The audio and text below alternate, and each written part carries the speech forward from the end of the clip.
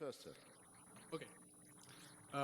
What would you say to the argument that since we don't know what will happen after death, it's better to take the strategy that you believe in God, because then if you die and there is God, maybe you have a chance of going to heaven, whereas if you didn't do that... Yes. No. Well, you'll like that section in my very moderately priced book.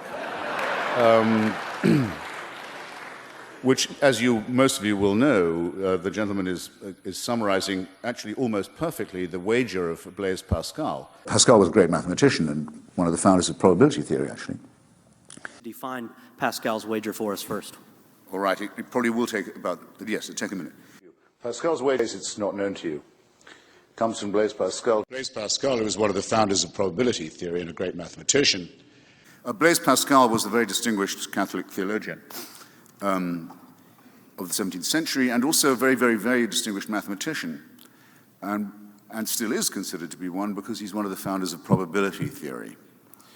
And a great Catholic apologist of the 17th century, who addresses his pensée to, whose pensée, his thoughts, were addressed, actually, to the one who is so made that he cannot believe. That's me. The one who is so made as that they cannot believe. That's me. Phrased it like this: he was addressing the people he called those who are so made that they cannot believe. That's me, for example. And he's the author of a famous book called, in French, Les Pensées, Thoughts, which is addressed, interestingly, it's one of the reasons I'm so fond of it, in a way, it's addressed to the man who is so made that he cannot believe. Pascal knew that there were always people, there would always be people, always had been people, who are constitutionally incapable of believing this stuff, can't be brought to believe it. And he says, well, look at it like this, like some huckster. And he says, well, let me put it to you like this. What have you got to lose? Like the guy who, from the megachurch the other day on the radio, tried to get me to pull into his parking lot because the Lord had cured his daughter of Hodgkin's disease. One of his cruder attempts to break down resistance of people like myself was this. He said, look, what have you got to lose? Say you believe in God, and if he does exist, you have a chance of his favor. Like some really low rent character says, what do you got to lose? If it's not true, we're all headed nowhere in any case. But if it was true by any chance, and you'd said you thought so, how bad could it be? I think it's his lowest point, is what's called his wager, or sometimes his gambit, where he says, rather like a huckster, what have you got to lose? If you bet God exists and loves you and you're wrong, you're no worse off than you were already. If you bet and you're right, there is no such thing, you're no worse off than you were already. If you're wrong and there is, you win, as long as you have said you agree with him. So why don't you do it now while there's still time? What if I was to take Blaise Pascal's wager, where he says, what have you got to lose? If it's true, you get eternal life and salvation and so on. If it's not, you're exactly the same annihilated corpse as you were going to be anyway. And he said, well, if you can't believe, think of it like this. If you bet that making the right adjustments to your relationship with God will save you in the future, in a future state, and you're right, you win a lot. If you're wrong, what have you lost? What have you got to lose? If you go ahead like this and say he doesn't, what if he does exist? You lose everything. That's it. I don't think I've condensed it in any unfair way. That's it. That's why it's called Pascal's wager. Sometimes called Pascal's gambit, in fact, by mathematicians, but it has the correct echo to me precisely of the huckster on the racetrack saying, how can you lose? Have I got a bet for you? Well, now, I've always thought that, as well as this generally very hucksterish tone, sort of carnival barker tone of this, hey, how can you lose, man? You know, come on, take my wager. There's something, as well as that, that's not moral about it. I have two comments on this. One, religious hucksterism of the cheapest, vulgarest, nastiest kind it's possible to imagine.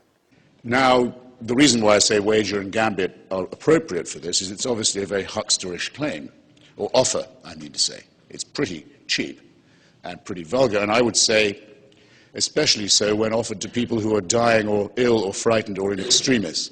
I think it's distinctly nasty and sharp practice to try it on them, but I think it's pretty sharp and nasty at any time. And you'll notice that it postulates, and here are its other weaknesses, two things. One, a very cynical and gullible God. He says, what do you got to lose? I've got a good offer for you. Can you imagine anything cheaper, really, or more sordid? The two things that it assumes, needs to assume, are these. One, a fantastically cynical God who's also a bloody fool. The inducement is somewhat sick. What it says is, I worship a God who wouldn't know that this was your motive for believing in him. You win everything if you bet on God, and you've everything to lose if you're wrong. Well, what does this involve, if it's correct? It involves a very cynical God, and a rather stupid one, who will say, I noticed you make a profession of faith just there. I mean, a nasty and cynical person who's also so thick that he would be fooled by me saying, tell you what, on the flip coin that you exist and I need a break, I'll say I believe in you. He says, I'm really impressed now. Come into my used car lot. My deity would rather take someone who says, hey, sounds like a no-lose wager to me. Who will, if I say to him, tell you what, I'll give up the convictions of a lifetime, fling myself at your feet, pretend I believe, hope you're impressed, would say, yeah, that's good, that's progress. You've just undergone a moral transformation. And I also, because I'm God, I know why you did, because it was in the hope of winning favor with me. Well, that's fine. You'll therefore get it. That seems to me a rather contemptible thing, and necessarily, therefore, to entail a rather contemptible human being who says, I don't really believe this, I have no faith, but what can I lose by pretending to God that I do? I might get a break. I mean, this is pretty low, isn't it? This Blaise Pascal is considered in the first rank of Christian thinkers, I might add. Come on, baby, just lie a little, and you never know. No, don't talk to me like that, and don't call it piety when you do, or be prepared to have piety despised. In other words, you get no reward for intellectual consistency, courage, honesty, anything of that sort. And of course, as with all these human-made ideas of divine tribunals, no lawyer to represent you, no appeal, and no opportunity to produce any evidence. I pass over that lightly and say, what does it ask also of the wager? It asks for someone to be a credulous, cringing, unprincipled serf who says, sure, what are principles for if not to be sold in the hope of a future boon? The second thing it assumes, of course, is the most corrupt and vulgar kind of consumer, the sort of person who would fall for a deal like that and would think, that would be nice. I'll bet correctly. Have you got any mortgages I should be taking out? Any underground swamp stock? He won't know that I only believe in him on a bet because it will benefit me. And that my honest doubts, my absolute, actually my sincere conviction that there is no such person would be rewarded by him for their honesty with eternal punishment. He'd say, well, so now you're here, you offered a perfectly good inducement to believe in me, and you said no, and now I'm going to hurt you. What's moral about Pascal? Hands up. Anyone? Huh? What's moral about that? I say nothing about its truth. So here's my answer. Well, you talk about the way that religion degrades argument and degrades dignity and self-respect. There you have it in one syllogism. But I have my answer, the following. If I'm surprised to find, when I pass on from this vale of tears, that I'm facing a tribunal, which you notice, by the way, you're not allowed to bring a lawyer. There's no jury, there's no appeal. I mean, this is altogether unattractive. Why people want it to be believed their God is this way, I don't know. But suppose that I'm there. It may be a one-person tribunal, depending on your view of the Trinity. On the assumption that the God they're talking about is anything like the one they ought to be believing in, this is what I say in my book I'm going to say. By the way, but just before I tell you, you know what Bertrand Russell said in reply to the same question? If I turn out to be wrong, I will first say, as Bertrand Russell was invited to say in the same conditions, I can sometimes imitate his accent. He said, Well, oh Lord, you did not supply us with enough evidence. That might do as a holding action. He said, I should reply, oh Lord, you did not give us enough evidence. Which I think is pretty good, but I might... Second, Bertrand Russell, when asked this question, said that if confronted with his maker, he would say, I used to be able to do his accent, oh Lord, you did not give us enough evidence.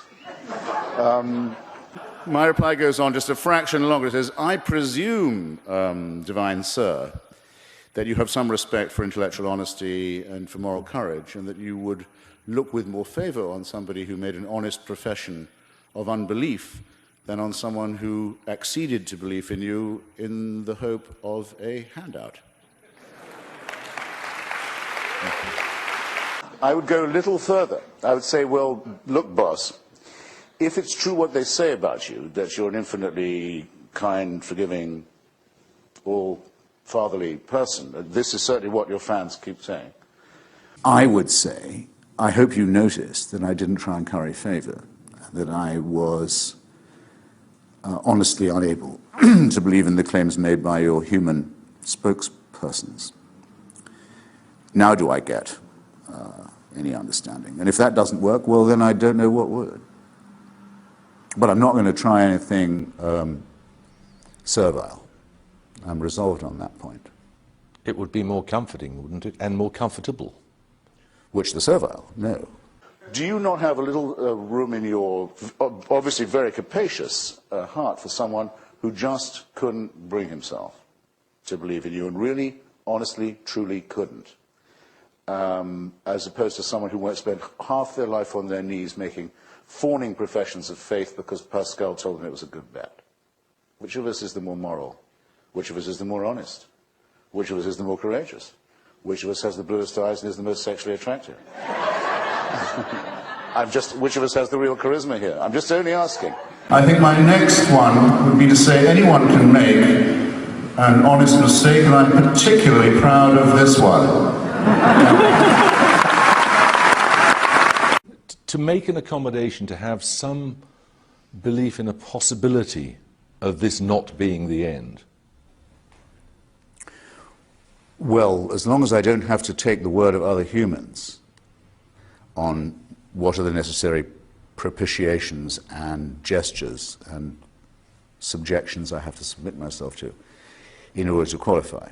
In other words, there are many, many discrepant religions, all of whom say only if I support them or endorse them will I qualify. Well, now, I don't know that there is no such thing as consciousness without the brain, for example, that there's no such survival. I very much doubt it. But let's say we don't know enough to say it's impossible. I would say what is impossible is that other humans can know what the conditions are whereby you qualify for survival. That I do know is false. Well, those are the largest, I think, shortcomings of Pascalian, and by implication, all other religious reasoning about the death judgment and the other last things. Thank you. I hope you'll forgive me, ladies and gentlemen, for mentioning this, because I don't at all want to invoke my own particular case in an attempt to gain your sympathy.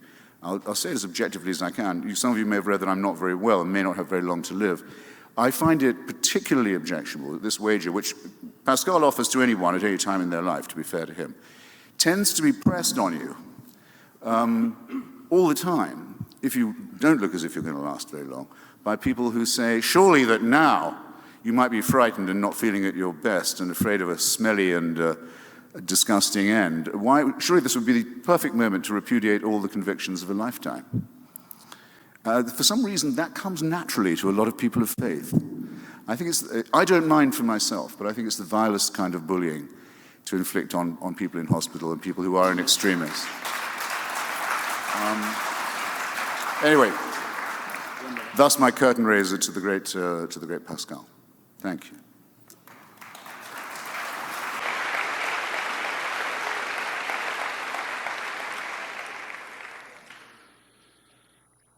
Mr. Hitchens, I don't have a question. I have a thank you. Oh. I'm the executive director of Doctors Opposing Circumcision based here in Seattle. Excellent. And